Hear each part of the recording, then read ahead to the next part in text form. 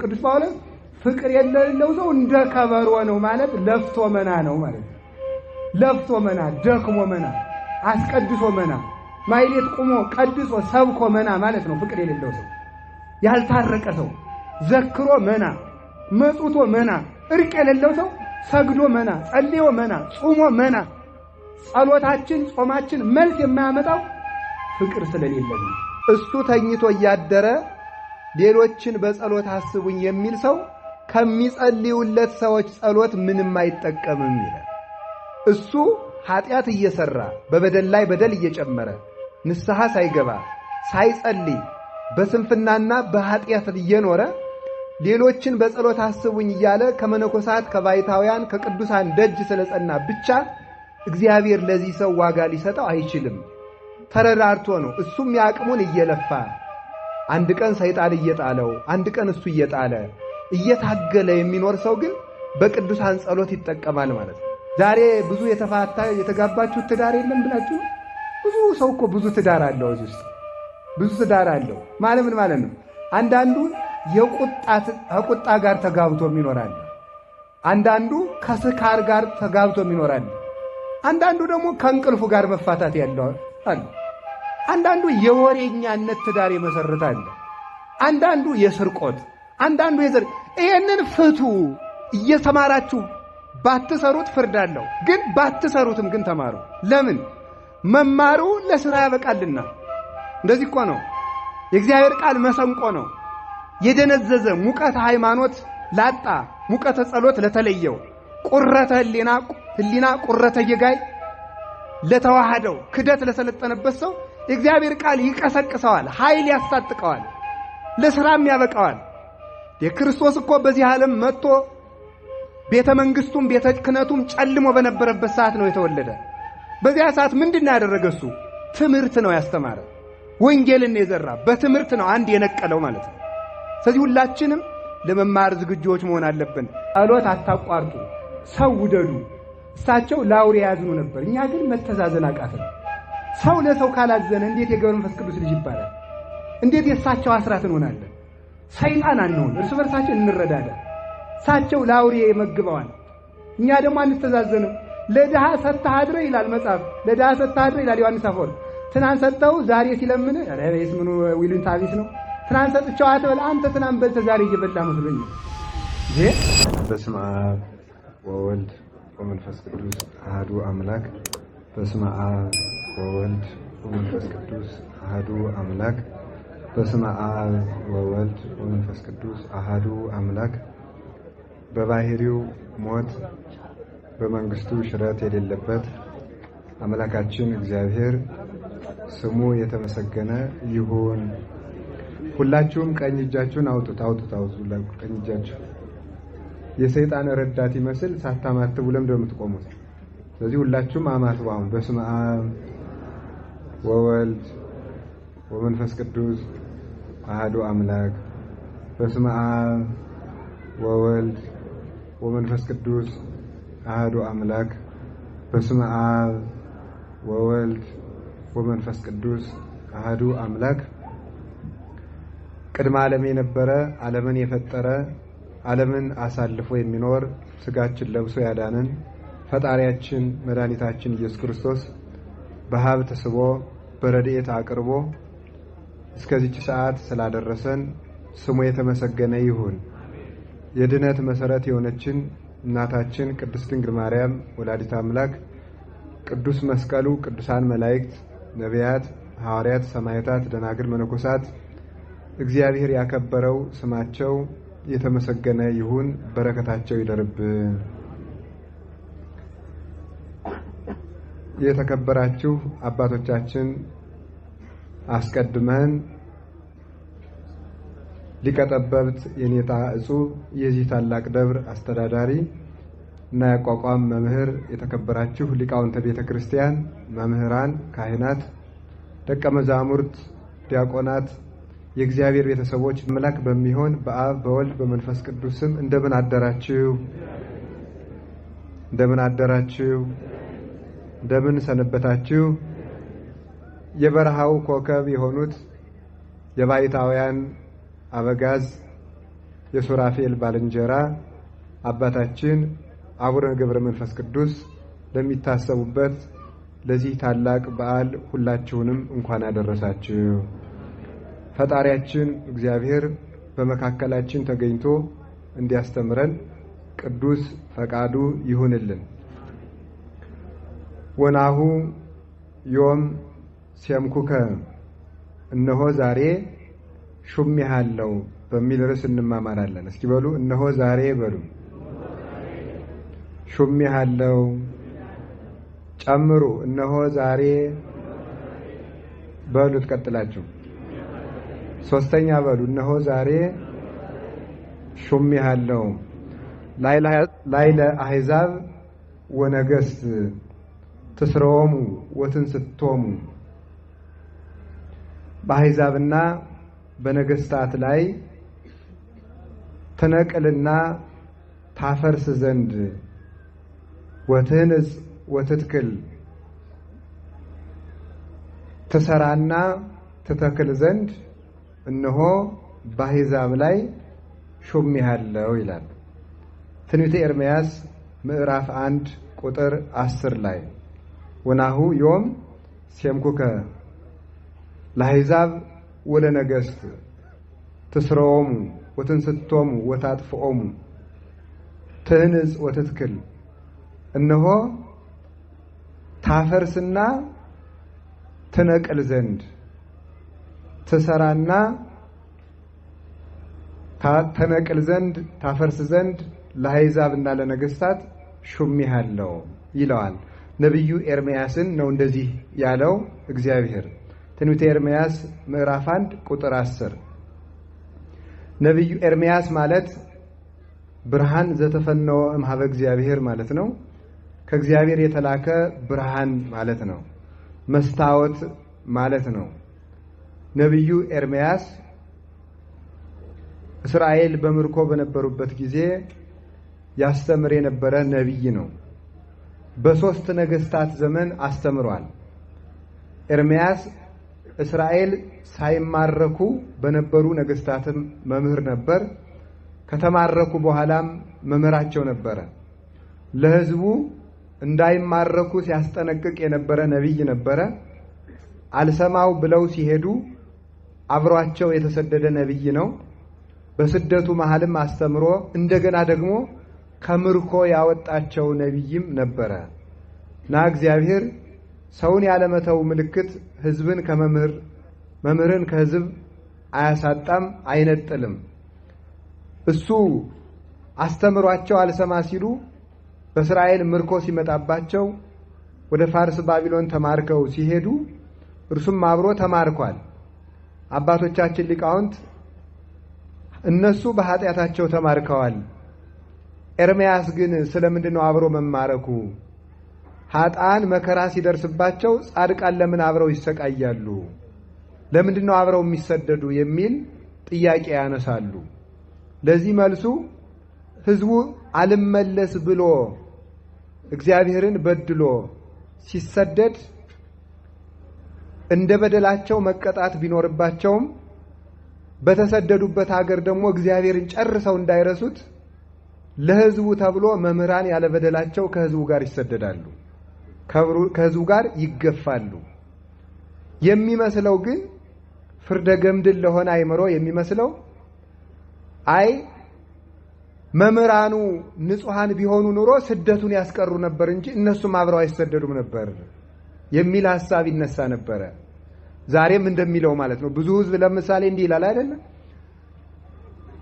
የኛ ሃይማኖት ትክክል ከሆነ ቤተ ክርስቲያን ትክክል ከሆነች ለምንድን ነው መከራ የሚመጣው? ለምንድን ነው ስቃይ የሚመጣው?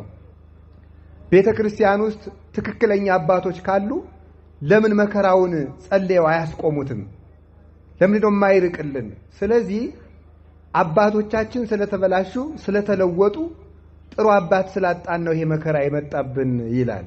እኔ አጥፍቼ ነው የሚል የለም። አባቶች ጥፋተኛ ሆነው ነው፣ አባት ስለሌለን ነው። ኤርምያስ ምንም ያልበደለ ንጹሕ ሰው ነው፣ ግን ከነሱ ጋር ተሰደደ። ምክንያቱም በሱ ንጽሕና ብቻ እነሱ ሊመለሱ አይችሉም፣ እነሱ እስካልተስተካከሉ ድረስ። አንድ የቤተ ክርስቲያን ሊቅ እንዲህ ብሎ ይናገራል። ዘይፈቅድ ጸሎተ እምካልአን እንዘሐካይ ወጽሩ ውእቱ እይረክብ ምንተኒ በሃቢሆሙ። እሱ ተኝቶ እያደረ ሌሎችን በጸሎት አስቡኝ የሚል ሰው ከሚጸልዩለት ሰዎች ጸሎት ምንም አይጠቀምም ይላል። እሱ ኃጢአት እየሰራ በበደል ላይ በደል እየጨመረ ንስሐ ሳይገባ ሳይጸልይ በስንፍናና በኃጢአት እየኖረ ሌሎችን በጸሎት አስቡኝ እያለ ከመነኮሳት ከባይታውያን ከቅዱሳን ደጅ ስለጸና ብቻ እግዚአብሔር ለዚህ ሰው ዋጋ ሊሰጠው አይችልም። ተረዳርቶ ነው እሱም ያቅሙን እየለፋ አንድ ቀን ሰይጣን እየጣለው አንድ ቀን እሱ እየጣለ እየታገለ የሚኖር ሰው ግን በቅዱሳን ጸሎት ይጠቀማል ማለት ነው። እስራኤል በኤርምያስ ጸሎት አልተጠቀሙም፣ ግን እሱ አብሯቸው ተሰደደ። ለምን ቢሆንም እግዚአብሔር ደግሞ በዚያው አምልኮተ እግዚአብሔርን ዘንግተው በዚያው ሙተው እንዳይቀሩ እንዲያስተምራቸው ተስፋ እንዲሰጣቸው አሕዛብ ደግሞ በእስራኤል ላይ ግዛት እንዳያጸኑባቸው አሕዛብንም ለመገሰጽ ለማስተማር አምልኮተ እግዚአብሔርን ለማስፋት አብሯቸው ይሰደድ ነበረ። ከዚያውም ዘንድ ይላሉ አባቶቻችን በስደት ጸጋ ይገኛል ይላል። በስደት ጸጋ ይገኛል። በሁለቱም በኩል ነው። ጻድቃንም ሲሰደዱ ክብር ይጨመርላቸዋል፣ ኃጢአተኛም ሰው ሲሰደድ ክብር ይጨመርለታል። አዳምን በርስት ያልተረዳውን አዳም በስደት ነው እግዚአብሔር ያስረዳው። ገነት ውስጥ ሳለ ክብሩን መረዳት ያቃተውን አዳም ከገነት አስወጥቶ ግን ጸጋ ሰጠው ማለት ነው። አዳምን ከገነት ባያስወጣው ኑሮ እግዚአብሔር በበደሌ ምንም አልመሰለውም አላወቀብኝም ብሎ ሌላ በደል ይጨምር ነበርና መቅሰፍት ይጨምር ነበር። እና ሊቃውንቱም ይላሉ እግዚአብሔር አዳምን ከገነት ያስወጣው አዝኖለት ነው ይላሉ። አዝኖለት ከገነት ሲያስወጣው እንዴት አዝኖለት ይባላል? ከሞቀ ከደመቀ ከብርሃን ቤት ሲያስወጣው እንዴት አዘነለት ይባላል? ለምን መሰላችሁ? አዳም ሲበድል ከገነት ባይወጣ ኖሮ በደሌን አላወቀብኝም ብሎ ሌላ የባሰ በደል ይሰራል። የባሰ በደል ሲሰራ ደግሞ እግዚአብሔር የባሰ ጥፋት ያጠፋዋል። እንዳይነሳ አድርጎ ያጠፋው ነበረ። ስለዚህ ከመጀመሪያው አስወጥቶ በደል እንዳይጨምር በመጀመሪያው በመቆንጠጡ ሌላ በደል እንዳይሰራ አደረገው። አዳምም አለቀሰ፣ ንስሐ ገባ። በንስሐው እንባ እመቤታችን በቀለችለት። ከእመቤታችን ደግሞ የሕይወት ፍሬ ኢየሱስ ክርስቶስ ተወለደለት ማለት ነው። በንስሐው ተጠቀመ። ስለዚህ እግዚአብሔር ኃጥአንንም በስደት ይጠቅማቸዋል፣ ጻድቃንንም በስደት ይጠቅማቸዋል። በሰላም ጊዜ ያልተስተካከለ ሕዝብ በስደት ጊዜ ይመለሳል። በሰላም ጊዜ ያልተመለሰ ሕዝብ በስደት ይመለሳል። ሰላም ያላስተማረውን ሕዝብ መከራ ያስተምረዋል። መብል ያላስተማረውን ረሃብ ያስተምረዋል። ጤና ያላስተማረውን ሕዝብ በሽታ ደዌ ያስተምረዋል። ነፃነት ያላስተማረውን ሕዝብ እስራት ያስተምረዋል። ጦርነት ያስተምረዋል። ችግር ያስተምረዋል። ክብር ያላስተማረውን ሕዝብ ውርደት ያስተምረዋል። መገፋት ያስተምረዋል። ስቃይ ያስተምረዋል። በዚህ የተነሳ ለነሱም ጥቅም ነው፣ ለእስራኤልም ክብር ይጨመርለታል። እስመ እግዚአብሔር ሎቱ ስብሐት በእንተ ብዝኃ ጸጋሁ ያበዋሃ ለነፍስ ውስተ ኩሉ ጻዕረ ምንዳቤ። እግዚአብሔር በልብ መታሰቡ በቃል መነገሩ ከፍ ከፍ ይበልና ነፍስን ብዙ ክብር ሊሰጣት ሲፈልግ ወደ ብዙ መከራ ሰውነትን አሳልፎ ይሰጣል ይላል። አንጥረኛው ወርቁን ሊያጠራው ሲፈልግ ወደ እሳት እንደሚጨምረው እግዚአብሔር ለሰውነት ክብር ሊሰጣት ሲፈልግ በመከራ እንድትጣል ይፈቅዳል። ምንተ ይሬስዮ እሳት ለወርቅ ዘእንበለ ያጸርዮ።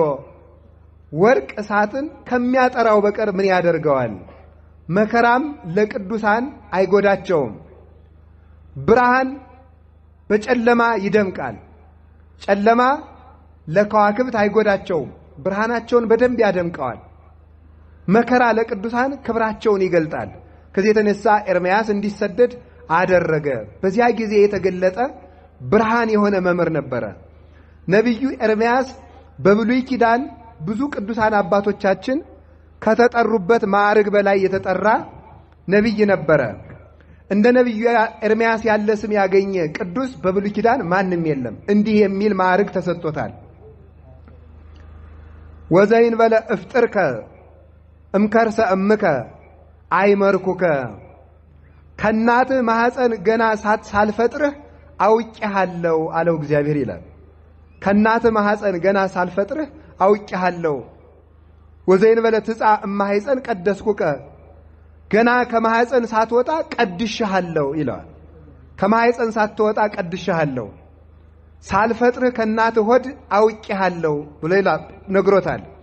እንዲህ ያለ ቅድስና በብሉይ ኪዳን የተቀበሉ ሁለት ቅዱሳን ብቻ ናቸው። አንዱ ነቢዩ ኤርምያስ ነው፣ ሁለተኛው ዮሐንስ መጥምቅ ነው። ገና ከእናታቸው ማህፀን መንፈስ ቅዱስን የተቀበሉ የብሉይ ኪዳን ቅዱሳን ሁለት ብቻ ናቸው። እነማን ናቸው? ኤርምያስና ዮሐንስ መጥምቅ በእናታቸው ማህፀን መንፈስ ቅዱስን የተቀበሉ ቅዱሳን ተብለው ይጠራሉ ማለት ነው። ነቢዩ ኤርምያስ ይሄን ብቻ አይናገርም። ዝቅ ብሎ እንዲህ አለኝ ይላል። ወመጻ ቃለ እግዚአብሔር ሀቤ፣ የእግዚአብሔር ቃል ወደ እኔ መጣ። ወይቤለኒ እግዚአብሔርም እንዲህ አለኝ፣ ወገሰሰኒ አፉየ፣ እግዚአብሔር እጁን ዘርግቶ አፌን ዳሰሰኝ ይላል። ሊቃውንቱ ምን ይላሉ? በኤርምያስና በኢሳይያስ መካከል ያለውን ልዩነት ተመልከቱ። እግዚአብሔር የኢሳይያስን አፍ የዳሰሰው በመላክ እጅ ነው። የኤርምያስን አፍ የዳሰሰ ግን በገዛ እጁ ነው፣ በራሱ እጅ ነው። ይህ ምን እንደሆነ የሚያስረዳው የነቢዩ የኢሳይያስን ከንፈር መልአኩ ራሱ በእጁ አልነካውም፣ በጉጠት ነው የዳሰሰው። ኤርምያስን ግን በመልአክ ብቻ ሳይሆን በገዛ እጁ ከንፈሮችን ዳሰሰ ይላል። ይህ የኃጢአትና የንጽህና ልዩነት ነው ይላሉ ቅዱሳን አባቶቻችን ሲተረጉሙ። የኃጢአትና የንጽህና እግዚአብሔር በደለኛ ለሆነ ሰው ወዳጆቹን ይልክለታል፣ ፍጹም ለሆነ ሰው ግን ራሱ መጥቶ ያድርበታል ይላል። ፍጹም ለሆነ ሰው ከቅድስና ደረጃ ለደረሰ ሰው እግዚአብሔር ራሱ መጥቶ ያድርበታል፣ በገዛ እጁ ይመራዋል። ገና በኃጢአት ላለ ሰው ግን ወዳጆቹን ልኮ በንስሐ እንዲዳስሱት የወዳጆቹን እጅ ይልክለታል። ነቢዩ ኢሳይያስ ከንፈሮቼ የረከሱ በደለኛ የሆንኩ ኃጢአትን ያበዛው ነኝና በእግዚአብሔር ፊት ወዮልኝ ሲል መልአክ ሱራፊል ልኮ ከዚያ በኋላ ምን አደረገው? በጉጠት ከምስዋ ሰማይ ከሰማይ መሰዊያ ፍም አምጥቶ የኢሳይያስን ከንፈር ሲያስነካው ለምጹ ተፈንቅሎ ወደቀለት። ከዚህ በኋላ ነቢዩ ኢሳይያስ ንጹሕ ሆነ ይላል። ይህንን አባቶቻችን ሲያስረዱ ኢሳይያስ የካህናት ምሳሌ ነው። ሱራፊ መልአክ ትንቢተ ኢሳይያስ ምዕራፍ 6 ላይ ሱራፊ መልአክ ደግሞ ኢሳይያስ የምእመናን ምሳሌ ነው። ሱራፊ መልአክ የካህናት ምሳሌ ነው። መልአኩ የያዘው ጉጠት የካህናት የስልጣናቸው ምሳሌ ነው። ፍሙ የሥጋው የደሙ ምሳሌ ነው። የኢሳይያስ ከንፈር የምእመናን ከናፍር ምሳሌ ነው። በኢሳይያስ ከንፈር ላይ የነበረው ለምጽ የምእመናን የኃጢአታቸው ምሳሌ ነው።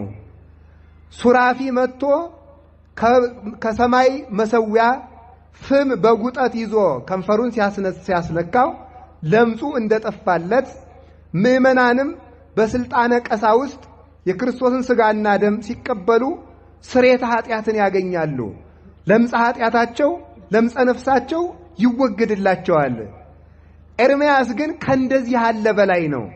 ከተነሳህ በላይ ያለ ቅዱስ ንጹሕ ከእናቱ ማህፀን ጀምሮ ያልበደለ ስለሆነ ለዚህ መልአክ አይደለም የተላከለት፣ ጉጠት አይደለም የተላከለት፣ የእግዚአብሔር እጆች ናቸው የዳሰሱት። በዚህ ጉዳይ ላይ አባቶቻችን ሲናገሩ እንዲህ ብለው ይናገራሉ። ይኸው የሚታወቅ ዘንድ ቅዱሳን አባቶቻችን በቅድስና ሲኖሩ የሚደርሱባቸው የቅድስና ደረጃዎች አሉ። 10 የቅድስና ማዕርጋት አሉ። ከንጽሐ ሥጋ እስከ ንጽሐ ልቡና ድረስ፣ ከጽማዌ እስከ ነጽሮተ ሰሉስ ቅዱስ እስከ ከዊነ እሳት ድረስ ባለው 10 ደረጃዎች አሉ። 3 አበይት የቅድስና ደረጃዎች አሉ። በውስጣቸው ደግሞ ሌሎችን ይዘው 10 ይሆናሉ። የመጨረሻው የቅድስና ደረጃ ላይ የደረሰ ቅዱስ በመላክ አይመራም ይላሉ። የሚመራው በማን ነው? በእግዚአብሔር በራሱ ይመራል። በእደ እግዚአብሔር ይመራል። 10ኛው ደረጃ ላይ የደረሰ ሰው መላክ አያስተዳድረውም። መላእክት እስከ ንጽሐ ነፍስ ድረስ ሰውን ይመግቡታል፣ ይጠብቁታል። ሰው ከ10ኛው ደረጃ ከደረሰ በኋላ እግዚአብሔር በሱ ከተዋሃደው ካደረበት ፍጹም ተዋሂዶ ከተፈጸመለት በኋላ እዚህ በኋላ እግዚአብሔር ራሱ ይመራዋል ይላል። ከዚህ ወዲያ ሰው ከ10ኛው ደረጃ ከደረሰ በኋላ ለሰው ልጆች ጸጋን የሚሰጠው ከእግዚአብሔር ለምኖ አይደለም፣ ቆንጥሮ ነው የሚሰጥ ይላል። ቆንጥሮ ይሰጣል። ከኪሱ ካለ ገንዘብ አንስቶ እንደሚሰጥ ሰው፣ ከማድጋው ካለ ውሃ ጠጅ ቀርቶ እንደሚያጠጣ ሰው፣ ከመሶቡ እንጀራ ቆርሶ እንደሚሰጥ ሰው፣ ከጎተራው ስንዴ ቆንጥሮ እንደሚሰጥ ሰው ቅዱሳን ከንጽሐ ልቡና ደረጃ ከደረሱ በኋላ ራሳቸው ጸጋን መስጠት ይጀምራሉ። ለምን? እግዚአብሔር በእነሱ አድሮ ይገኛልና። ስለዚህ ኤርምያስ ከዚህ ደረጃ የደረሰ ስለሆነ እግዚአብሔር በእኔ ላይ ከንፈሮችን ዳሰሰ። ተመልከቱ። እግዚአብሔርም እንዲህ አለኝ ይላል። ወይቤለኒ እግዚአብሔር እንዲህ አለኝ፣ ወናሁ ወደይኩ ቃሌ ውስተ አፉከ፣ እነሆ ቃሌን ባንደበትህ አኖራለሁ አለኝ ይላል። ከእናትህ ማኅፀን ቀድሼሃለሁ፣ ቃሌን ባንተ ላይ አኖራለሁ፣ ዳስሼሃለሁ። የኔ ቃል ባንተ ስላለም ወናሁ ዮም ሴምኩከ፣ እነሆ ዛሬ ሾመሃለሁ። ምን አይነት ሹመት? ለአሕዛብ ለማያምኑት ሾመሃለሁ። አንድም ለእስራኤል፣ እስራኤልም አሕዛብ ይባላሉ። ለምን? ግብረ አሕዛብ ይሰራሉና ይላሉ አባቶቻችን። የአሕዛብን ሥራ የሚሰራ ሰው ምን ይባላል? አሕዛብ ይባላል። ምእመናን፣ እዚህ ውስጥ ሰይጣን አለ የለም? አሁን ሰይጣን አለ የለም? እዚህ ንገሩኝ እንጂ የት አለ ሰይጣን? አለ እዚህ ውስጥ አሁን? የት አለ ሰይጣን? የት ነው? ንገሩኝ እንጂ በሰው መካከል። እስቲ እናንተ ዋሽታችሁ አታውቁም? ታውቃላችሁ። ውሸት የማን ነው? ስለዚህ የሚዋሽ ሰው ሰይጣን ነው ማለት ነው። ሰይጣን አለ ወይ ስላችሁ እኮ ምን እያልኩ እንደሆነ ገብቷችኋል አይደለም እንዴ? አለ ትላላችሁ። ሰይጣን የሚባል የሆነ ሰው እየመስሏችኋል። ሰይጣን ማለት እኮ ራሱ የሰይጣን ሥራ የሚሰራ ሰው ሰይጣን ነው። እኛ ራሳችን እኮ የሰይጣን እየሆንን እኮ ነው በእውነቱ ማለት። ሰይጣን ከሳሽ ነው፣ እኛ የማንከሰው ማን አለ? ሰይጣን ተመልከቱ፣ መስተጻርር መስተቃርን ነው፣ ተቃራኒ ነው። ሁልጊዜ ግራግራውን ነው። እንዲሁም ሊቃውንቱም ይላሉ እግዚአብሔር 10 ሕግ ሲሰራ ሰይጣንም 10 ሕግ ሰርቷል ይላሉ። እግዚአብሔር አትስረቅ ሲል ሰይጣን ምን ይላል? ያ ኢየሱስ አንድ ሕግ ማለት ነው። እግዚአብሔር ጣዖት አታምልክ ሲል ሰይጣን ምን ይላል? አምልክ ይላል። እግዚአብሔር ሰንበትን አክብር ሲል ሰይጣን ምን ይላል? ለሰይጣንም 10 ሕግ አለው ማለት ነው። ለሰይጣንም 6 ሕግጋት አሉ፣ ትእዛዛት አሉት። ስለዚህ ለሱ የሚታዘዝ ሰው ሰይጣን ነው ማለት ነው። ስለዚህ ለአሕዛብ ሹሜሃለሁ ሲል ለእስራኤል ግብረ አሕዛብ ስለሚሰሩ ለነሱ ሹሜሃለሁ። አንድም በአሕዛብ ነገሥታት ላይ ስልጣን ሰጥቻለሁ። ምን እንድታረግ? ትስሮሙ፣ እንድትነቅላቸው፣ ትንስቶሙ፣ እንድታፈርሳቸው። ትስሮሙ ሲል በአትክልት መስሎ ንቀላቸው፣ ትንስቶሙ ሲል በሕንፃ መስሎ አፍርሳቸው፣ ታጥፈኦሙ፣ እምቢ ያሉትን ደግሞ እንድታጠፋቸው። ዛሬ ለአንተ ሹመትን ሰጥቻለሁ። ከዚያ በኋላስ ምን አለው ደግሞ? ተመልከቱ።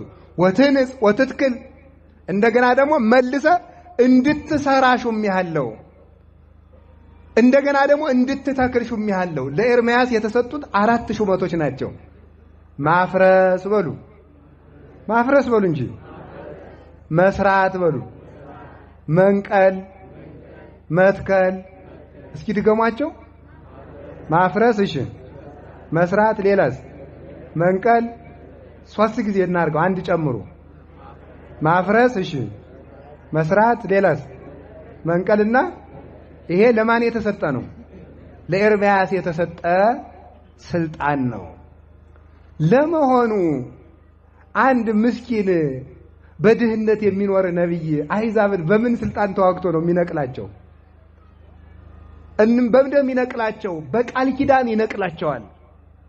ይነቅላቸዋል። መንግስታቸውን ያፈርሰዋል በጸሎት። እንደገና በቃል ኪዳን ከቤተ መንግስት ይነቅላቸዋል በጸሎት። ሳይታገል፣ ሰይፍ ሳይመዝ፣ ጦር ሳይወረውር፣ ዝናር ሳይታጠቅ በጸሎትና በቃል ኪዳን የአሕዛብን ስልጣን የጨካኖችን መንግስት ያጠፋዋል። ሪክወ ለኃጥእ አብየ ወተለዓለ ከመ አርዘ ሊባኖስ በደለኛን ሰው በኃጢአት የተሾመን ሰው እንደ ሊባኖስ ዘግባ ከፍ ከፍ ብሎ አየሁት። ወሶበ ገባ ኃጣይክዎ ስመለስ እንደ ጤዛ ረግፎ አገኘሁት። ሰው ለጊዜው ነው ከፍ ከፍ ማለቱ። በደለኛ ሰው በበደሉ ከስልጣን ላይ ስልጣን ቢጨመርለትም ስልጣን ላይ አሁን ይውላችሁ እናንተ ታች ነው ያላችሁት። እታችሁ ናችሁ አሁን እሱ ላይ ብትወድቁ በቀላሉ ነው የምትሰበሩ። እኔ ግን እዚህ አንስቼ በወድቃውን ስብራት ይጨምራል። ከፍ ካለ ቦታ እኮ ነው ያለው። ከፍ ካለ ቦታ ላይ የወደቀ ሰው ውድቀቱ ምን ይባላል? ወኮነ ድቀቱ አብየ ይባላል። አወዳደቁ የከፋ ሆነ። ከፍ ብሎ የወደቀ ሰው ስብራቱም ከፍ ያለ ነው። በትዕቢት ሹመት ተጨምሮለት ሰው አወዳደቁ ይከፋል። እንዲህ ያሉትን ይነቅላቸው ዘንድ እስራኤልን ይነቅላቸው ዘንድ ሲያስቸግሩ ከእግዚአብሔር ርስት ይነቅላቸዋል። ንስሐ ሲገቡ በእግዚአብሔር ቤት ይተክላቸዋል። ሲያስቸግሩ ያፈርስና በስደት ይበትናቸዋል። ቦጊዜ ለወርዎ ወቦጊዜ ላስተጋብኦ ይላል ሰሎሞን መጽሐፈ መክብብ ምዕራፍ 3 ላይ። ለመወርወርም ጊዜ አለው፣ ለመሰብሰብም ጊዜ አለው። ተመልከቱ። ለመወርወር ጊዜ አለው፣ ለመሰብሰብ ጊዜ አለው። ድንጋይ እርሻ ስናርስ ሲያስቸግረን እንወረውረዋለን፣ እየፈነቀልን ወደዚያ እንጥለዋለን። ቤት ስንሰራ ደግሞ እንሰበስበዋለን። እንቅፋት ሲሆን አንስተን እንጥለዋለን። ሕንፃ ስናንጽ እንሰበስበዋለን። ሰው እግዚአብሔርን ሲያስቸግር ይወረወራል፣ ሲመለስ ደግሞ ይሰበሰባል። እግዚአብሔር ሰው ሲስተካከል ይተክለዋል፣ ሲበድል ይነቅለዋል። ተመልከቱ፣ ሲያስቸግር ያፈርሰዋል፣ ሲስተካከል ያንጸዋል፣ ይሰራዋል። የሀገርና የሰው ነገር እንደዚያ ነው። ሁሉም ነገር እንደዚያ ነው። አሁን እያፈረስን አሁን እግዚአብሔር እያፈረሰን ይመስለኛል። ስናስቸግር ያፈርሰናል፣ ከተመለስ ይሰራናል። ስናስቸግር እየነቀለን ነው። ተመልከቱ፣ በደላችን አድጎ እኮ እንኳን የግለሰብ ርስት የቤተ ክርስቲያን ርስት እንኳን እየተነቀለ ነው። የቤተ ክርስቲያን የአምልኮ ቦታዎች እንኳን እየተነቀልን አይደለም? አዎ አስቸግረናል። ልንነቀል እየተገባን ነው። በእውነቱ ማለት እየተነቀልን ነው፣ እየፈረስንም ነው። የሚሰራን ማን ነው? እንደ ኤርምያስ ያለ ሰው። የሚተክለን ማን ነው? እንደ ኤርምያስ ያለ ሰው። ሊቃውንቱ ግን እንግዲህ ወደ ሐዲስ ኪዳን ትርጓሜ ላምጣችሁ። ስለዚህ እስራኤል አስቸገሩ። ሲያስቸግሩ እስራኤል እግዚአብሔር ስደት አመጣለሁ ብሏል። አይ አንተ ደግሞ እንዲያው አንድ ቀን የኛን ሰላም ተናግረህ አታውቅም። ሁልጊዜ መሬ ጅጁ ነብይ እያሉ በድንጋይ ይሉታል። ታው መከራ መጥቷል፣ ማን ይሰማል? ታው ማን ይሰማል? ደግሞ የሐሰት ነቢያት ይመጡና ሰላም ነው፣ አይዟችሁ፣ ሰላም ነው፣ ምንም ችግር የለም ይሏቸዋል። ማለት ዛሬ እንደሚቀልዱብን የሐሰት ነቢያት ማለት ነው። ሰላም ነው፣ ችግር አይመጣም ይሏቸዋል። ኤርምያስ አንድ ቀን ቀንበር ተሸክሞ መጣ። ምንድነው? አንተ ደግሞ እንደዚህ ሸክም ያለ መከራ መጣለሁ ብሏል እግዚአብሔር። በድንጋይ ያባረሩት። በሌላ ቀን ጭራሽ የብረት ቀንበር ተሸክሞ መጣ። እንደዚህ ያለ መከራ መጣለሁ። የመጀመሪያው የእንጨት ነበር። አመጣለሁ ብሏል እግዚአብሔር። የሐሰት ነቢያት ደግሞ ይመጥና ሰላም ነው እንፈውሳቸዋለን ደግሞ ይሏቸዋል። የኋላ ተሰደዱ፣ ነቀላቸው። ነቢዩም ካልሰሙ ምን አደርጋለሁ ብሎ እንዲነቀሉ በሉ እንግዲህ አላቸው። ተነግራችሁ ስላልሰማችሁ ጠባያችሁን አሳምራችሁ ወደ ባቢሎን ሂዱ። ፍርግጥ የለም እንግዲህ አላቸው። ብትዋጉ ይብስባችኋል አላቸው። እንዳትዋጉ አሁን ዝም ብላችሁ ትብትብ ምንጣፋችሁን ተሸክማችሁ ወደ ባቢሎን እንግዲህ ሂድ እንግዲህ አላቸው።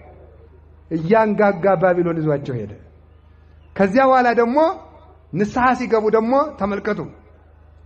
70 ዓመት ሲያበቃ ደግሞ እግዚአብሔር የባቢሎንን ንጉሥ ተበቅሎ ደግሞ ኤርምያስ ደግሞ መልሶ ይዟቸው መጣ። ደግሞ ስትመጡ አላቸው እግዚአብሔር ከምርኮ ልትወጡ ነው ብሏቸዋል። እንዲያውም አሁን እንግዲህ 70 ዓመት ባርነት ይመጣል ስላለ እግዚአብሔር በድለን ስለመጣን እንግዲህ ፍርግጥ አትበሉ፣ 70 ዓመት ተስተካክላችሁ ለዚህ ንጉሥ ተገዙ አላቸው። ኋላ አይድረስ አይደል የመውጫ ኮሚቴ አቋቋሙ። ደግሞ እሱ ታው ብሏቸዋል። እንግዲህ እግዚአብሔር ውጡ ሲል እኔ እነግራችኋለሁ ዝም ብላችሁ አሁን አርፋችሁ ተቀመጡ ቢላቸው የለም እንደራጅ አሉና ኮሚቴ አቋቋሙ።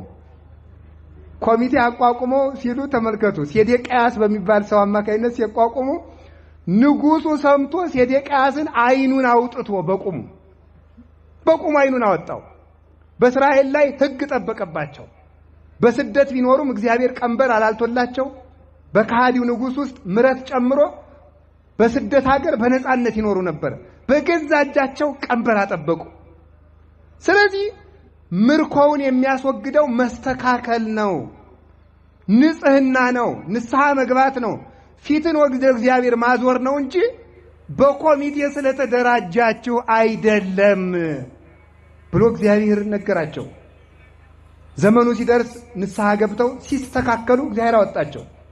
በሉ እንግዲህ እግዚአብሔር ወደ እስራኤል ልትመለሱ ስለሆነ ከአሕዛብ ሚስት ያገባችሁ ሰዎች ተፋቱ አላቸው። የማታምን ሚስት ይዞ መሄድ አይቻልም፣ የማያምን ባል ይዞ መሄድ አይቻልም ሲባል አይሆንም አንፈታም አሉ። ተመልከቱ።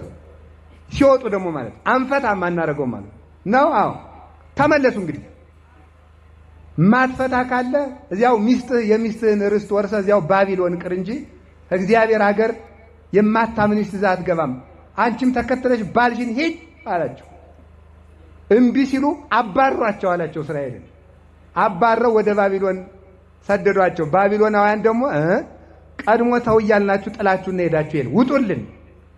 ከሁለቱ ሳይሆኑ ደግሞ እኮ አይደረስ እንግዲህ እግራችን እንዳነሳ እንድና አደረስንበት ሀገር ነው እናረጋለን ብለው ሄደው ሰማርያ ሲደርሱ ሰመርናሃ ለዛቲ ሀገር ቺ ሀገር ጥሩ ናት እዚህ እንኖር ብለው እዚያው ከርስት ተነቅለው ወጡ። ለምን? እግዚአብሔር ያልፈቀደውን ትዳር ፍቱ ቢላቸው አንፈታም ስላሉ ከርስት ተነቀሉ። ዛሬ ብዙ የተጋባችሁ ትዳር የለም ብላችሁ ነው። ብዙ ሰው እኮ ብዙ ትዳር አለው እዚህ ውስጥ ብዙ ትዳር አለው ማለት ምን ማለት ነው? አንዳንዱ ከቁጣ ጋር ተጋብቶ ይኖራል።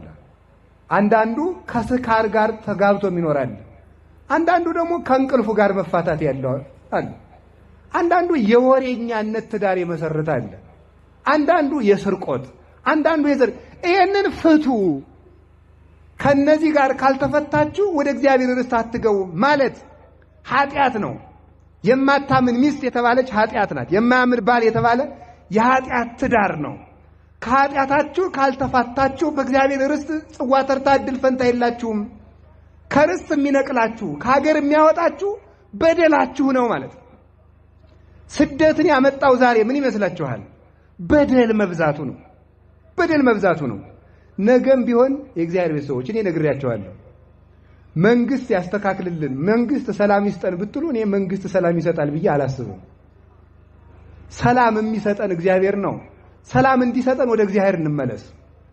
ወደ እግዚአብሔር ከተመለስ መንግስትም ቢሆን ሰላም እንዲሰራ ያደርገዋል። ካልሰራ ደግሞ ይገለብጠዋል። የኛ መመለስ ነው ሰላምን የሚያመጣው። በቀር ማመልከቻ እየጻፍን ስላስገባን ሰላም የሚመጣ መሰላችሁ? የለም። ነገስታትን የሚያስተካክል እሱ፣ ለሰዎች ቅን ፈራጆችን የሚያስነሳ እሱ ነው። ከበደልን ደግሞ በእንጨት የሚደበድቡ ነገስት ባለስልጣናት መጥተው እንደሆነ ነገ በጊንጥ የሚገርፉ ያመጣል እግዚአብሔር። መስተካከል ነው መድኃኒቱ። ዛሬ ይህንን ቃል የሰማችሁ ሁላችሁ ክፋታችንን ማስተካከል ይጠበቅብናል። ከተንኮላችን መመለስ ነው የሚመልሰን እንጂ ውስጣችንን ክፋት ሆኖ ንስሐ ሳንገባ ከእግዚአብሔር ጋር አንድነት ኖሮን በምንፎክረው ፉከራ የምናመጣው ሰላም የለም። ስለዚህ ወደ ሐዲስ ኪዳን ሳመጣችሁ ግን ወደ ዛሬው ርዕሳችን ስመልስላችሁ ነቢዩ ኤርምያስን የሚወክሉ ካህናትና ቅዱሳን ጻድቃን ናቸው ይላሉ አባቶቻችን። የሚያፈርሱት የዲያብሎስን ሕንፃ ነው፣ የሚሰሩት የእግዚአብሔርን ሕንፃ ነው። የሚነቅሉት የዲያብሎስን እንክርዳድ ነው፣ የሚተክሉት የእግዚአብሔርን ተክል ነው ይላሉ። ስለዚህ እንድታፈርስ ሹሜሃለሁ ያላቸው ካህናትን ነው። የዲያብሎስን የኃጢአት ግንብ በክነት መዶሻ ያፈርሳሉ። ከዚያ በኋላ ደግሞ የእግዚአብሔርን ሕንጻ ዲያብሎስ ያፈረሰውን የሰውን ሕንጻ ደግሞ በቀኖና በትምህርት በስርዓት አስተካክለው ይሰሩታል። የዲያብሎስን ክርዳድ አለ በእኛ ውስጥ የሚዘራው ወሶበ ይነውሙ ሰብኡ መጻ ጸላኢ ወዘራ ክርዳደ ወሐለፈ። ሰዎቹ ተኝተው ሳለ ጠላት መጥቶ እንክርዳድን ዘራ ተብሎ ተጽፏል። የማቴዎስ ወንጌል ምዕራፍ 13 ላይ ሰዎቹ ተኝተው ሳለ ጠላት መጥቶ እንክርዳድን ዘራ። ተኝተው የተባሉት የአባቶቻችን ዕረፍተ ሥጋ ነው። ሐዋርያት ሲያልፉ ሐዋርያት ካረፉ በኋላ ሰይጣን በቢጽ ሐሳውያን በግኖስቲኮች በእነሱ አድሮ እንክርዳድን ክደትን ዘራ። እነንጦንስ እነ መቃርስ ካለፉ በኋላ አባቶቻችን የገዳም ስርዓት ሰርተው ከሄዱ በኋላ ሰይጣን መጥቶ ስርዓተ አበውን የሚያፈርስ እንክርዳድን በገዳም ዘራ። አባቶቻችን ሊቃውንት ውሳኔ ወስነው በቅዱስ ሲኖዶስ ስርዓት አቁመው ሰለስቱ ምዕት ቅዱሳን ሌሎቹም ሊቃውንት አቁመው ከሄዱ በኋላ በቤተ ክርስቲያን ላይ ስርዓት የሚያፈርስ ስርዓት የሚያስብ መረድ የሚያስለቅቅ ከበረት ውጭ የሆነ አጉራ ዘለል ትውልድ እንዲፈጠርና ስርዓት እንዲፈርስ አደረገ። በትዳሩ እንክርዳድ እንዲሰራበት፣ በምንኩስናው እንክርዳድ እንዲዘራበት፣ በቤተ ክህነት እንክርዳድ እንዲዘራበት፣ በቅዱስ ሲኖዶስ እንክርዳድ እንዲዘራበት፣ በቤተ ክርስቲያን እንክርዳድ እንዲዘራ አደረገ። የምን የክፋት የተንኮል የውሸት ስርዓት የማፍረስ ስርዓተ ቤተ ክርስቲያን የማቃለል እንክርዳድን ዘራ። ሰዎቹ ሲተኙ ማለት ቅዱሳን ሲያርፉ ሊቃውንት ስርዓት ሰርተው ከሄዱ በኋላ ጠላት እንክርዳድን ዘራ። ይሄንን እንክርዳድ የሚነቅለው ምንድነው ስትሉ አንደኛው ትምህርተ እግዚአብሔር ነው። ወንጌል እንክርዳድን ትነቅላለች። ኢየሱስ ክርስቶስ ሐዋርያነ መላክ ይትመላህ እምሊናዬ በተግሳጽከ ቡሩክ ህጠተ ደዌ ዘበቆለ ሶክ ይላል ደራሲው። ዲያብሎስ በሰው ልቡና የዘራው እንክርዳድ የሚነቀለው በክርስቶስ ወንጌል ነው። ትምህርት አንዱ የዲያብሎስን ክፋት የክፋት ሕንጻ ለማፍረስና እንክርዳዱን ለመንቀል ዋና መድኃኒት ነው። አሁን በዚህ ዘመን ሰይጣን አንዱ የሚያደርገው ምንድነው? ሰው መሰበክ ብቻ ነው እንጂ አይለወጥም ይላል። ዲያብሎስ ነው እንደዚህ የሚለው። ሰው መሰበክ ብቻ ነው እየተለወጠ አይደለም። የቤተ ክርስቲያን አባቶችም መስበክ ብቻ ነው ብለው የሚናገሩ ሰዎች አሉ። ከቃለ እግዚአብሔር በላይስ ምን የሚለውጥ ነገር አለ? ከክርስቶስ በላይስ ማን ነው የሚለውጠው? የእግዚአብሔር ቃል ነው የሚለውጠው። እንዲያውም ቅዱስ ዮሐንስ አፈወርቅ እንዲህ ይላል፣ ከውሃ የበለጠ ያነሰ ደካማ የለም። ውሃ ደካማ ነው። ነገር ግን ሳያቋርጥ አንዲት ጠብታ ውሃ በአለት ላይ ከፈሰሰች አለቱ መጎድጎዱ አይቀርም። ሳያቋርጥ ሁሉ ጊዜ ጠብ ካለ ይጎደጉዳል። ምንም የደነደነ ልቡና ቢኖርህ ምንም ባትመለስ ሁሉ ጊዜ የምትማር ከሆነ አንድ ቀን መመለስ አይቀርም ይላል። የእግዚአብሔር ቃል ልብህን አንድ ቀን መስፈሩ አይቀርም። ስለዚህ ሰውን የሚጎዳው ድንቁርና ነው። አሁንም ቢሆን ቤተክርስቲያናችን ክብሯን የሚጠብቅልን ሀገራችን የሚያስተካክልልን ትምህርት ነው፣ ወንጌል ነው። ስለዚህ መማር ለሥራ ያበቃል። ማመን ከመስማት ነው። እየተማራችሁ ባትሰሩት ፍርድ አለው። ግን ባትሰሩትም ግን ተማሩ። ለምን? መማሩ ለሥራ ያበቃልና። እንደዚህ እኮ ነው። የእግዚአብሔር ቃል መሰንቆ ነው። የደነዘዘ ሙቀተ ሃይማኖት ላጣ፣ ሙቀተ ጸሎት ለተለየው፣ ቁረተ ህሊና ቁረተ የጋይ ለተዋሃደው፣ ክደት ለሰለጠነበት ሰው የእግዚአብሔር ቃል ይቀሰቅሰዋል፣ ኃይል ያስታጥቀዋል፣ ለሥራም ያበቃዋል። የክርስቶስ እኮ በዚህ ዓለም መጥቶ ቤተ መንግስቱም ቤተ ክህነቱም ጨልሞ በነበረበት ሰዓት ነው የተወለደ። በዚያ ሰዓት ምንድነው ያደረገ? እሱ ትምህርት ነው ያስተማረ፣ ወንጌልን የዘራ በትምህርት ነው አንድ የነቀለው ማለት ነው። ስለዚህ ሁላችንም ለመማር ዝግጁዎች መሆን አለብን። እንድትነቅል እንድታፈር ስልጣን ሰጥቻለሁ ያለው ለካህናት የተሰጠው ስልጣን ነው። ስለዚህ የዲያብሎስን እንክርዳድ በጸሎት እንዲነቅሉ የክርስቶስን ተክል በሰው ልቡና ተክል እንዲዘሩ እንዲተክሉ የዲያብሎስን ሕንጻ እንዲያፈርሱ የክርስቶስን ሕንጻ እንዲያንጹ ለቅዱሳን ቃል ኪዳን ተሰጥቷቸዋል። በሌላ በኩል ደግሞ ተመልከቱ፣ ከዚህ ያለውን ክደት አፍርሰው ወደ ውጭ እንዲያወጡ የሚወገዘውን እንዲያወግዙ የሚቆረጠውን እንዲቆርጡ ከውጭ ያለውን ደግሞ ከክደት ነቅለው በቤተ እግዚአብሔር እንዲተክሉ ለቅዱሳን ስልጣን ተሰጥቷቸዋል። ይሁዳ ከዚህ እንዲነቀል እንደ ይሁዳ ያለውን በክደት ሰይፍ ቆርጠው እንዲጥሉት እንዲነቅሉት እንደገና ደግሞ ማንን ይሁዳ በወጣበት ማትያስን አምጥተው በቤተ መቅደስ እንዲተክሉት አውጻይሁ ለዘንተ ውስጥ ወአባይሁ ለዘንተ አፋ ከውስጥ ያለውን ይነቅለዋል ካልተገባው ከውጭ ያለውን ይተክለዋል አምጥቶ ቅዱስ ጳውሎስን ደግሞ አምጥቶ ከቤቱ ይተክለዋል። ያሳድድ የነበረ የሚመለስ ልቡና የሌላቸውን እንደ ፈሪሳውያን ያሉትን ደግሞ ይነቅላቸዋል። ወነሰቶም ለኃያላን መናብርት ይሆሙ ኃያላንን ከዙፋናቸው አውጥቶ ይጥላቸዋል ማለት ነው።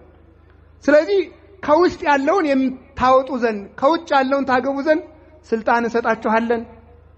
ዲያብሎስን ከሰው ልቡና ትነቅሉት ዘንድ ክርስቶስን በሰው ልቡና ያድር ዘንድ ለክርስቶስ መንገድ ትጠርጉ ዘንድ ስልጣን ተሰጥቷችኋል። የማይገባውን አስራችሁ ከመንግስተ ሰማያት ታወጡት ዘንድ የሚገባውን ደግሞ ፈታችሁ በመንግስተ ሰማያት ተተክሉት ዘንድ መንቀልና መትከል ማፍረስና መስራት የቅዱሳን ስልጣን አላቸው። ከማን የተሰጡት? ከእግዚአብሔር። ይህንን የሚቃወም ማን ሊሆን ይችላል? ቅዱሳን መንግስተ ሰማያት የመትከል መንግስተ ሰማያት የመንቀል ስልጣን አላቸው። ሰው ከመንግስተ ሰማያት እንዲነቀል እምቢ ካለ በመንግስተ ሰማያት እንዲተከል እሺ ካለ ተመልከቱ። አነ ተከልኩ ተመልከቱ ወአጵሎስ ሰቄ ወእግዚአብሔር አለሐቀ እኔ ተከልኩ አጵሎስ አጠጣ እግዚአብሔር አሳደገ ይላል ቅዱስ ጳውሎስ አንደኛ ቆሮንቶስ ምዕራፍ 1 ላይ። ስለዚህ የመትከል ስልጣን አላቸው። በመንግስተ ሰማያት የመትከል የመንቀልም ስልጣን አላቸው። ስለዚህ ቅዱሳን ያማልዳሉ ተብሎ የሚያበቃ ስልጣን አይደለም ያላቸው። ነቅለው የመንቀል የመትከል አፍርሰው የመስራት ስልጣንም አላቸው።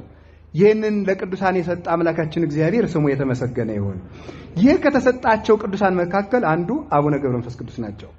በማህፀን የተጠሩ በማህፀን ከተቀደሱ በብሉይ ኪዳን ዮሐንስ መጥምቅ ብያቸዋለሁ። እንዲሁ ደግሞ ኤርሚያስ 3 በሐዲስ ኪዳን ደግሞ ይህንን ጸጋ ካገኙ መካከል አቡነ ተክለ ሃይማኖት፣ አቡነ ገብረ መንፈስ ቅዱስ ሌሎችም ቅዱሳን አሉ። ከማህፀን ጀምረው የተቀደሱ ምን ማለት ነው? ከማህፀን አውቄሃለሁ ማለት ወድጄሃለሁ ማለት ነው። ወድጄሃለሁ አወቀ በመጽሐፍ ቅዱስ ይተባል እገሌ ገሌን አወቀ ሲባል ወደደው ማለት ነው። አንዱ ትርጉሙ አይመርኩከ ሙሴ ወልደ እንበረም ብሎ እንደተናገረ ሙሴ ወደድኩህ ሲል ነው። ስለዚህ ገና ከማህፀን ጀምሬ ወድጄሃለሁ። አቡነ ገብረ መንፈስ ቅዱስን እግዚአብሔር የወደዳቸው ከማህፀን ሳሉ ነው። ምን አይነት መውደድ! መልካሙን ነገራቸውን አስቀድሞ እያየ ይወዳቸው ነበረ። ቀደስኩከ ማለት ነው መረጥኩ፣ ለየው፣ ሾምኩ፣ አከበርኩ ማለት ነው። አሁን አንድ ሰው እንዲህ ብሎ ሊጠይቅ ይችላል። ምን ብሎ? እግዚአብሔር ቅዱሳንን ከማህፀን ጀምሮ ከመረጣቸው እኛ ቅዱስ ያልሆነው ባለመመረጣችን ነዋ ሊል ይችላል አንድ ሰው። ወይም ደግሞ እንዲህ ብሎ ሊጠይቅ ይችላል። ቅዱሳንን ከማህፀን ጀምሮ ስለመረጣቸው ቅዱስ ከሆኑ እኔ ቅዱስ ያልሆንኩት ስላልመረጠኝ ስለሆነ በደለኛ በመሆኔ ተጠያቂው እግዚአብሔር እንጂ እኔ አይደለሁም ሊል ይችላል። በዚህ ክፉ የሳይንስ ዘመን ስላለን ማለት ነው። መልሱ ግን ምንድነው? እግዚአብሔር መጨረሻቸውን አውቆ መረጣቸው እንጂ ወስኖ የመረጣቸው አይደለም። እግዚአብሔር ተመልከቱ፣ ልክ አንድ ሰው ገበሬ በጓሮ ሄዶ ዛፍ ሊቆርጥ ሄዶ የቀናውን አይቶ ለቀና ነገር ይቆርጠዋል፣ የተጣመመውን አይቶ ለሳት ያደርገዋል። ግን ዛፉን ሲተክለው ግን ጠማማ ሁኑ ብሎ ወስኖበት አይደለም። እግዚአብሔርም መጨረሻቸውን አይቶ ቅዱሳንን መረጣቸው እንጂ መርጦ ፈጠራቸው ማለት አይደለም። ሁሉም ሰው የዘራውን ነው የሚያጭደው። እንደዚያ ቢሆን ኑሮ ሎቱ ስብሐት እግዚአብሔር በኃጢአተኞች ሊፈርድባቸው አይገባቸውም ነበረ። ለምን? ስላልመረጣቸው ነዋ ቅዱስ መሆን ያልቻሉ እንላለን። ግን ሁሉም ሰው እንዲመረጥ የተገባ ሆኖ ቢገኝ መጨረሻውን አይቶ እግዚአብሔር ይመርጠዋል። መመረጥ ብቻ ደግሞ አያድንም፣ መመረጥን ማጽናት ይገባል። ቅዱስ ጳውሎስ መመረጣችሁን ታጸኑ ዘንድ ከፊት ይልቅ አሁን ትጉ ብሎ እንደተናገረ፣ ስለዚህ ቅዱስ አቡነ ገብረ መንፈስ ቅዱስን መጨረሻቸውን አይቶ ከማህፀን መረጣቸው። ከማህፀን መርጦ ለዚህ ክብር መረጣቸው፣ እንዲነቅሉ፣ እንዲተክሉ፣ እንዲያፈርሱ፣ እንዲሰሩ። እንግዲህ በግብጽ ምድር ኒሳ በምትባለው ቦታ በላይ ግብጽ በላይኛው የግብጽ ክፍል ስምዖንና አቅሌስያ ከሚባሉ እናትና አባታቸው ነው የተወለዱት። በጸሎት የተወለዱ ነው። ስመዘር ዘይወፅ እምታአዳዋን ሕግ ይከውን ለቅጥቃጤ ወለሙስና ይላል ሰሎሞን በመጽሐፈ ጥበብ። ከሕግ አፍራሾች ማህፀን የሚወጣ ዘር መጨረሻው ጥፋት ይሆናል። ከተቀደሰ ትዳር የሚወጣ ሰው ደግሞ ቅዱስ ይሆናል። ያ ማለት ግን የተቀደሱ ሰዎች አስተዳደጉንም ቢያውቁበት ቢጸልዩ ለልጁ ቢጸልዩለት ልጁም እንደሚገባ ብሔር ነው እንጂ ከቅዱስ ሰው ስለተወለደ ብቻ ቅዱስ ይሆናል ማለትም አይደለም። ምክንያቱም ከአብርሃም የተወለደ እስማኤልም አለና ከይስሐቅ የተወለደ ኤሳውም አለና ሌሎችም አሉ። ከክርስቶስስ ይሁዳ ተገኝቶ የለ? ክርስቶስ ቅዱስ አምላክ ነው። ግን ዘሩን እንደሚገባ ያልተቀበለው ግን ዘፍጥረቱ ክርዳድ ተብሏል። በገዛ ፈቃዱ ራሱን እንክርዳድ ያደረገም አለ ማለት ነው። ስለዚህ ግን እንደሚገባ አንድ ንጹህ ትውልድን የሚፈጥነው ንጹህ ትዳር ነው።